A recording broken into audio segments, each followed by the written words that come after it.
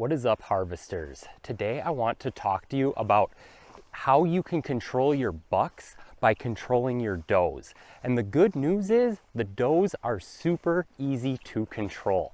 So if we can get them under control, it's a lot easier to get those bucks under control.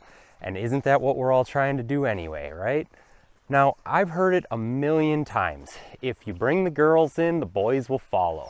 I've even heard it related to the bar business. You know, in the bar business, you get the girls in there and you're gonna get the boys too. Well, is that true with deer? Well, it can be during the rut, but the rut only makes up about 10 to 15% of the total deer season. So do we want to be relating our entire hunt around a small percentage of the overall season? Or do we want to try to control those bucks throughout the entire season? Obviously, if we can control them throughout the entire season, it's going to increase our odds of having success in the deer woods. So, are bucks attracted to does the other 85 to 90% of the season? And the answer is not exactly. Now, they will relate to them, but for the most part, they're trying to avoid them. So to stick with that bar business analogy, I like to think of it as if you have a bunch of old bucks, a bunch of old guys sitting at that hole in the wall bar, that dive bar, which, you know, my home state of Wisconsin, we consider those dive bars a state treasure. So you go into those old dive bars, there's a bunch of old bucks sitting in there. They're drinking their High Life out of a bottle poured into a little chaser glass, and they're sipping on that glass, and in walks a bachelorette party, right? What do those old bucks do? What do those old guys do? Well, they're gonna be intrigued at first. They're gonna be interested. They're gonna be like, okay, this is new. They're gonna maybe puts a little smile on their face. They get maybe some reminiscent thoughts of like when they were younger and how fun that was, but they're not going to tolerate it for very long. So that bachelorette party comes in, they kind of take over that space. They take over that dive bar. They're loud, they're obnoxious in the eyes of these old guys. They end up taking up the bartender's time, and that old guy's sitting there with his empty bottle of beer for a few minutes, and he starts to get grumpy. He does not like this change to his environment. And the next thing you know, he's slapping his money down on the bar and he's walking out and he's migrating to his next favorite watering hole that is a lot less noisy. Well, bucks act exactly the same way. And the older the buck is, the quicker he is to react this way. His resilience to being able to put up with things like this gets shorter and shorter and shorter and smaller the older he gets. Well, so knowing this, how do we use that to our advantage? Well, first off, I just want to let you guys know I'm actually out here today on public land. I'm just checking it out. They did a lot of regenerative work out here, a lot of habitat improvement last year, and I'm just checking out to see how it's turned into this spring since spring green up. I'm actually going to be doing some volunteer work out here with the county this week, and just wanted to say that is a really good opportunity for you guys. If you do have that opportunity in your county to go volunteer, you'll work directly with the conservation biologist in your area. It's a good opportunity to get the family out. I know a lot of you guys might be like, hey, I got enough stuff to do on my own land, but you know, get out, do some volunteer work. It's good for your community. It's good for the habitat improvement on the public land in your area. And you're gonna end up learning a thing or two from that conservation biologist who sees things through a little bit different perspective than maybe all of us creators do, that are a lot more focused on like the hunt, where they're trying to just have sort of every species in mind. All right, so we know those old bucks are looking kind of for their own little quiet corner in the world, right? But will those old bucks hang out together? Well, yeah, they will. Just like those old guys at the dive bar, those bucks will form up into bachelor groups and mostly hang out with each other with similar aged bucks. You're not gonna see young bucks hanging out with old bucks, but you'll see the old bucks hanging out together until you get to that like really old buck that there's just not a lot of his buddies left alive at that age. So he kind of will be more of a reclusive buck at that time. But you get those bucks, they'll hang out together, but just like those old guys at the dive bar, whatever space you give them, let's say it's a small dive bar, they're still going to spread out as much as they can. So you can imagine those guys, they might put up 1-2 bar stools between each of them, and they'll be talking across the bar to each other, but they're going to still spread out and take their own individual space in that tiny dive bar, just like bucks will. If you give bucks that secluded area away from the does, away from the fawns, where they can go and take their own space, they will all meet up there, but they're also going to take their own pockets inside of that space. So they're not actually going to be on top of each other.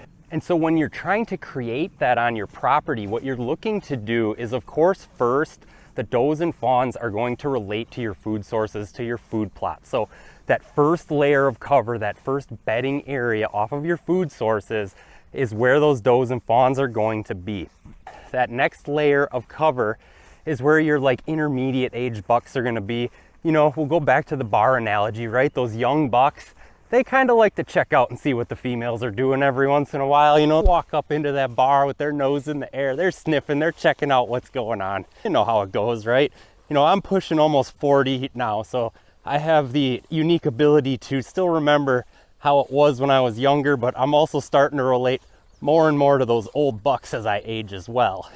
So those young bucks will be in that like next layer of cover. They don't want to be immediately with, again, the noise of the women and children, but they're still going to relate to them a lot more. Again, their resilience to that is a lot higher than those old bucks are. But then in that next layer beyond that, that secluded area where there has to at least be daytime browse, they still need all the things that deer need. But that's where your mature bucks are going to be. And they will stay in those bachelor groups, again, for the majority of the year. The rut, we can just throw that out. As most of us know, I mean, the rut is an amazing time of year, but the deer movement is consistently inconsistent that time of year. And so that's why guys will take their rutcation, they'll put their butt in a stand for the whole week, and they'll just hope that any random deer walks by, because that's exactly what happens that time of year.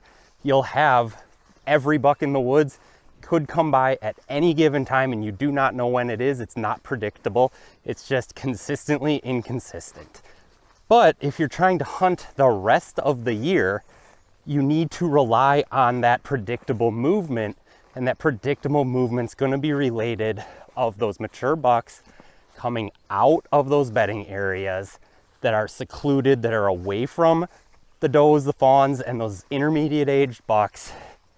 And they're still going to relate to your food sources, but they're going to get to those food plots a little bit later, because those does are going to get there first because they're closer. Then those intermediate aged bucks will get there. Then those older bucks will get there as well.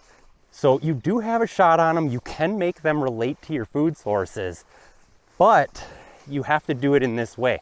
You have to understand that those old boys do not want to be with those young girls and those kids. They want their own space. They want to feel secluded, and they want to enjoy a quality habitat, but just not with the other deer. If you guys like this style of video where I'm sort of out here walking and talking rather than just talking to a tripod, let me know down in the comments. I can definitely do more videos of this type, or if you're indifferent, let me know that too. So, all right, what can we do to control those does, to control those bucks? Well, first off, you don't want too many does on your property. You want about a 50-50 ratio. Now, what I mean by a 50-50 ratio though, is that the number of does you see versus the number of bucks you see at any time of day on your cameras should be about 50-50. Now, those does that you're seeing are not going to be coming from 3 miles away, right? We always hear bucks have a 3-mile range, and those bucks that you have in the middle of the night on camera, yeah, they probably came from 3 miles away. And those bucks, the only chance you're going to have at them is during the rut if they just happen to be randomly wandering through. Otherwise, you're going to have to work a lot harder to get them to switch their neighborhood to your neighborhood. Otherwise, you're not going to have a shot at them. So all those bucks you have on camera should equal about as many does and fawns as you have on camera. But those does and fawns, they're going to be living real close to you, right? If you have food sources, they're going to only be 100, 200 yards away from those food sources at any time. So you're not pulling the doe family groups from 3 miles away. So it's a little deceiving to think, hey, I do have as many bucks as does, but just keep in mind that those bucks do not live as close as all of those does do. Now, once you know though that you have around a 50-50% ratio of your bucks to does, that's a great number to stay at. Don't change anything. And I know I tell you guys all the time, we're working on habitat improvement, but that is something you always have to have in the back of your mind, that you're not accidentally messing up those sex ratios by creating habitat improvements on your land. Well, okay, well, what happens if you do end up having too many does, right? Like that doe ratio is a lot higher than that buck ratio. Well, the first thing you want to do to solve that is to get rid of summer food. So summer food is gonna pull those does in. They're gonna want to raise their fawns on that habitat, on that food source with that cover nearby. So they're gonna stay there then all year long, and you're never going to get rid of them. Now, I've actually seen this happen on my northwestern Wisconsin property, where I have a bunch of deer, does and fawns, sit on those food plots all summer long. They eat every single meal of the day on those plots, and they mow them down to nothing. Now, that's something I've been working on for years up there, trying to put in more acres of food in order to support a better herd up there, in order to spread the food out more, get the deer spread out more, get the bucks in there as well. But if your buck-doe ratio's off, cut that summer food right away. That's something you would want to cut more in like egg country than in the northwestern part of the state of Wisconsin, where it's big wilderness, big woods up there. I mean, if you walk north off of my property up there, you could walk for 10 miles before you would cross a paved road. That is the big woods up there. We always talk about how a deer can live its entire life up there and never see a human, which actually makes it a lot harder to hunt them because they are so sensitive to human pressure up there. Southeastern Wisconsin, where I hunt, those deer see people every single day. They hear noises, they hear vehicles. They're a lot more resilient to human pressure, which makes them, you know, easier to hunt then. But what you want to do, you cut that food. If you're in egg country, that'll make those does go feed on something else. My southeastern Wisconsin plot, my neighbors plant clover plots. Well, the does and fawns pounding those clover plots this time of year.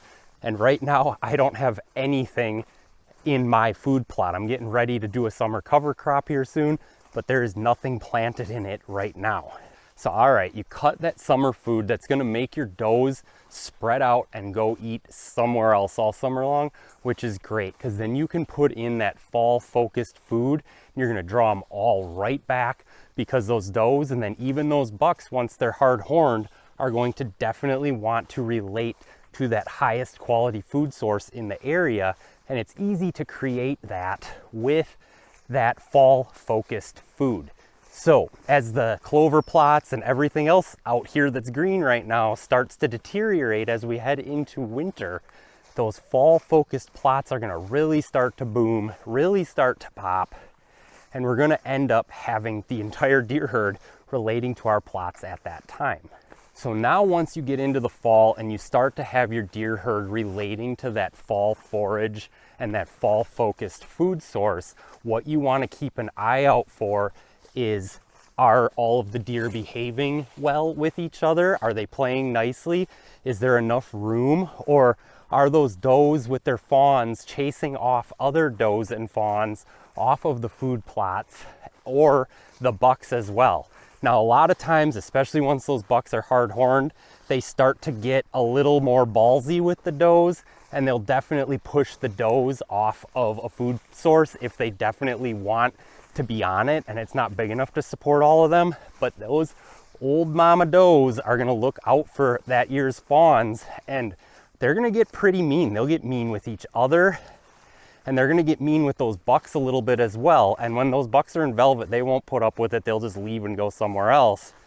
But like I said, once they're hard horned, they're a little bit more gutsy to go in there and be like, listen, ladies, I want to eat here today. But so just keep an eye on it, keep your cameras out there. That's why I love to have my cameras set to video instead of photo, so that you can see how they're reacting to each other. You can see if those does are being aggressive, or if they're kind of just spreading out, if your plots are big enough that they kind of each take their own space on the plot. And that is something to watch year to year and adjust year to year as well, is make sure those plots are big enough, but also make sure that they're like in a shape that the deer don't have to see each other when they're on the plot. So I did a video on reshaping my southeastern Wisconsin plot this year, and I'll link it up here for you guys if you want to check it out. But I changed it from being sort of a square to more of a boomerang shape, and that way I can have deer on either end of the boomerang and they'll relate to it and come in, and you can actually have either 2 doe family groups or a buck and some does on the plot at the same time, and they don't even have to see each other, but they can both be feeding on the plot at the same time. So that's something you could definitely do if you're having that issue. Now there's 2 more things I want to talk about on this topic, but just quickly, if you guys feel like you're getting some value out of this, go ahead and hit that like button, hit that subscribe button so we can continue to grow this hunting community on this platform. You know, we're really trying to increase our young hunter numbers, and a platform like this is where they're coming for information. So I really appreciate if you guys would hit that like, hit that subscribe button. It's free, it doesn't cost you anything. It helps this channel spread and other creators' channels like this spread to people that might be trying to get into hunting. So, all right, one of the last things I want to talk about is trigger control, right? I can't talk about this topic without trigger control. I know you guys have probably heard it quite a bit. Trigger control is like your last line of defense. If you absolutely have way too many does, all of these other things didn't work, but they should have, yes, you can shoot does. And if you want to shoot them just for the venison, that's fine too. Venison's awesome. I know we all love venison. We're not all out chasing a trophy rack every season, even though I'm sure we all would love to take one if it presented itself to us. So yeah, trigger control is always an option, but it shouldn't be the thing you're relying on to lower your doe numbers and get those sex ratios in a better area for you. And so the last thing I want to talk to you guys about is your overall habitat on your property. You want to make sure that your habitat, your food sources, your bedding areas, your cover is all sort of spread out. You don't want like just one big food plot with one big bedding area and you assume all the deer are just going to move between those 2 areas. You definitely want to make sure that you have pockets all over the place. So if you're going to put in 2 acres of food, I would recommend putting in 4 half-acre food plots instead of one big 2-acre food plot. And if you're going to put in an acre of bedding, I would recommend putting in 4 half-acre pockets of bedding rather than one big 2-acre chunk of bedding. And that's how you're going to be able to pack more deer into a smaller area. You're going to be able to really create a nice sustainable deer herd with good sex ratios. You're going to have those good doe numbers that aren't beating all of your bucks off of your property, and you're also going to have that great opportunity to get those bucks in there of all age classes that will still relate to your property while the does are still there too. They can all live in harmony with each other. All right, I hope you guys got some value from this video, and I'll catch you guys on the next one.